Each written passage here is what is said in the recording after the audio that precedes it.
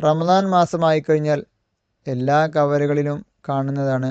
ഒന്ന്, പൊറോട്ട ഓർഡർ അനുസരിച്ച് വിതരണം ചെയ്യുന്നു. പൊരിക്കടികൾ വിതരണം ചെയ്യപ്പെടുന്നുണ്ട്. പൊരിക്കടികളുടെ വിതരണം ഏറ്റവും കൂടുതൽ ഉണ്ടാവുന്നത് റമദാൻ മാസത്തിലാണ്. യഥാർത്ഥത്തിൽ ഇത്തരം വസ്തുക്കളുടെ അളവ് കുറയ്ക്കാണ് വേണ്ടത്. ഭക്ഷണത്തിൻ്റെയും ഭക്ഷണ ചെലവിൻ്റെയും തോത് റമദാനിൽ കുറയാനുണ്ട്. എന്നാൽ നമുക്ക് നമ്മുടെ വീട്ടിലെ ബജറ്റ് നോക്കിക്കഴിഞ്ഞാൽ റമദാനിൽ നമ്മുടെ അടുക്കളയിലുള്ള ചിലവ് കൂടുകയാണ് ചെയ്യുന്നത്. അത് നമ്മുടെ നമ്മുടെ ജീവിത ശൈലി മാറ്റിക്കഴിഞ്ഞാൽ നമുക്ക് റിവേഴ്സ് ചെയ്യാൻ കഴിയും. റമദാൻ മാസത്തിൽ ശരിക്ക് കുറഞ്ഞ ഭക്ഷണം നമുക്ക് ആവശ്യമുള്ളൂ. എന്നാൽ നമ്മളെ ബജറ്റ് കൂടുകയാണ് ചെയ്യുന്നത്. അതിലൊരു പ്രധാനപ്പെട്ട വസ്തു പൊരിക്കടിയാണ്. പൊരിക്കടി ഇന്ന് വീട്ടിൽ ധാരാളം ഉണ്ടാക്കുന്നു.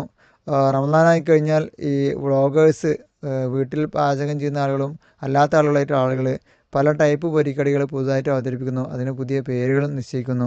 അതിനനുസരിച്ച് നമ്മളും അത് ഉണ്ടാക്കാൻ വേണ്ടി ശ്രമിക്കുന്നു. യൂട്യൂബിൽ അതിൻ്റെ റിവ്യൂസ് കൂടുന്നു. മറ്റു സോഷ്യൽ മീഡിയയിലും ഇത് കൂടുന്നു. എന്നാൽ യഥാർത്ഥത്തിൽ അതൊരു തെറ്റായ സംസ്കാരമാണ്. അത് തിരിച്ചാണ് വേണ്ടത്. പൊരിക്കടി പരമാവധി നമ്മൾ കുറക്കണം. അതിൻ്റെ ഗുണങ്ങളൊന്നും ഇതുവരെ ഇല്ല. ആകെ ഈ അത്തരം ഉണ്ടാക്കുന്ന ആൾക്കുണ്ടാകുന്ന സാമ്പത്തിക ലാഭം അതല്ലാതെ ശരീരത്തിന് ദോഷം മാത്രമാണ് ഉണ്ടാക്കുന്നത്. രണ്ട് പ്രശ്നമാണ് അതിലുള്ളത്. ഒന്ന്, ഒരു വസ്തു വേവിച്ച് കഴിക്കുന്നതും പൊരിച്ച് കഴിക്കുന്നതും തമ്മിൽ എനർജി കാര്യമായിട്ട് ഡിഫറൻസ് ഉണ്ട്.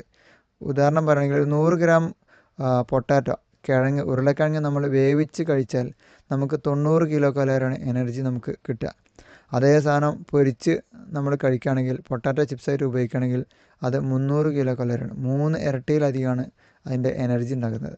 നമ്മൾ റമദാൻ മാസത്തിൽ പൊതുവെ ശരീര അധ്വാനം കുറയാണ് ചെയ്യുന്നത്. എക്സസൈസ് സ്ഥിരമായിട്ട് ചെയ്യുന്ന ആളുകളും നടക്കാൻ പോകുന്ന ആളുകളും റമദാൻ മാസമായി കഴിഞ്ഞാൽ എക്സസൈസ് കുറക്കുകയാണ് ചെയ്യുന്നത്. എന്നാൽ ഭക്ഷണത്തിൻ്റെ തോത് നമ്മൾ കൂട്ടുകയും ചെയ്യുന്നത്, പ്രത്യേകിച്ച് പൊരിക്കടികൾ, അത് നമ്മൾ ഒഴിവാക്കണം. അതുകൊണ്ട് തന്നെ പൊരിക്കടി ഈ രീതിയിൽ നമുക്ക് ആവശ്യത്തിലധികം കലോറി കിട്ടുന്നു എന്നുള്ളതും ആ കലോറി നമ്മൾ ചെലവഴിക്കാതിരിക്കുന്നു എന്നുള്ളതും റമദാൻ മാസത്തിൽ പ്രത്യേകിച്ച് നാം ശ്രദ്ധിക്കണം. അതുകൊണ്ട് പൊരിക്കടി ഒഴിവാക്കണം. രണ്ടാമത്തെ വിഷയം അതിലെന്താ വെച്ചാൽ, പൊരിക്കുന്ന സമയത്ത് എണ്ണയാണല്ലോ ഉപയോഗിക്കുന്നത്. അത് മിക്കവാറും നമ്മൾ പുറത്തുനിന്ന് വാങ്ങുമ്പോഴും ഞാത്തുനിന്ന് ചെയ്യുമ്പോഴൊക്കെ തന്നെ അത് റിപ്പീറ്റ് ചെയ്ത് യൂസ് ചെയ്യുന്നു. എണ്ണ വീണ്ടും വീണ്ടും ഉപയോഗിക്കുന്നതിലാണ്. അത് വീണ്ടും വീണ്ടും ഉപയോഗിക്കുമ്പോൾ സാച്ചുറേറ്റഡ് ഫാറ്റി ആസിഡിൻ്റെ അളവ് കൂടുന്നു എന്നുള്ളതാണ്. അത് ശരീരത്തിന് ഭയങ്കര ഹാനികരമാണ്. ഒന്ന്, ശരീരത്തിലെ പ്രഷർ കൂട്ടുന്നു. ശരീരത്തിലെ കിഡ്നിക്ക് അടക്കം ഡാമേജ് ഉണ്ടാക്കുന്ന ഒരു വസ്തുവായിട്ടൊന്ന് മാറുന്നു. കൊളസ്ട്രോളിൻ്റെ അളവ് അമിതമായി കൂട്ടുന്നു. അതിലപ്പുറം ക്യാൻസർ അടക്കമുള്ള അസുഖങ്ങൾ വരാനുള്ള സാധ്യതകൾ കൂട്ടുന്നു എന്നുള്ളത് പഠനത്തിൽ തെളിഞ്ഞതാണ്. അതുകൊണ്ട് തന്നെ അത് വീണ്ടും വീണ്ടും ഉപയോഗിക്കുമ്പോൾ കൂടുതൽ അത് ഹാനികരമായി മാറുന്നു എന്നുള്ളതും നാം മനസ്സിലാക്കേണ്ടതാണ്. ആ രീതിയിൽ നമ്മൾ നോക്കിക്കഴിഞ്ഞാൽ ഈ പൊരിക്കുന്ന വസ്തുക്കൾ നമ്മൾ നമ്മുടെ ജീവിതത്തിന് ഉപേക്ഷിക്കണം. നിർബന്ധിതമായിട്ട് അത് ഒഴിച്ചുകൂടാൻ കഴിയാത്ത ആളുകൾക്ക് ഒരു 1 അല്ലെങ്കിൽ അരയൊക്കെ വേണമെങ്കിൽ കഴിക്കാം.